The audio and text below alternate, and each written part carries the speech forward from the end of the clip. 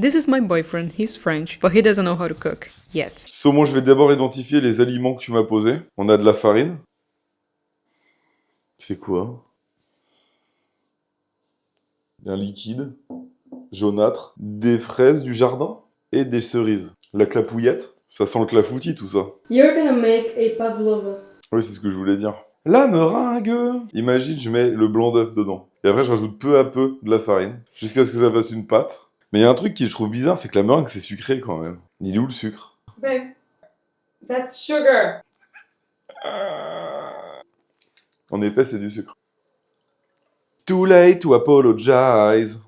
Too late. Après, j'appuie pour démarrer le bordel. Et je vais rajouter le sucre peu à peu.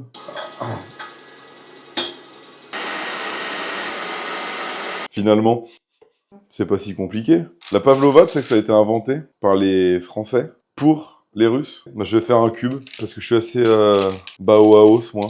Je veux qu'il soit parfaitement cubique, moi, fait chier.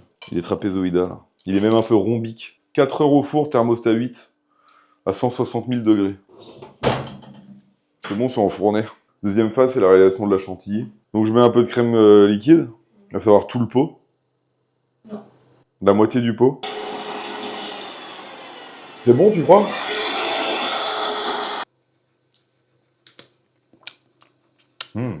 Elle est délicieuse, ma chantilly, là.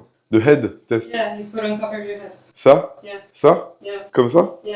No. On the other way. Ah, Yeah, on top of your head. comme ça? Yes.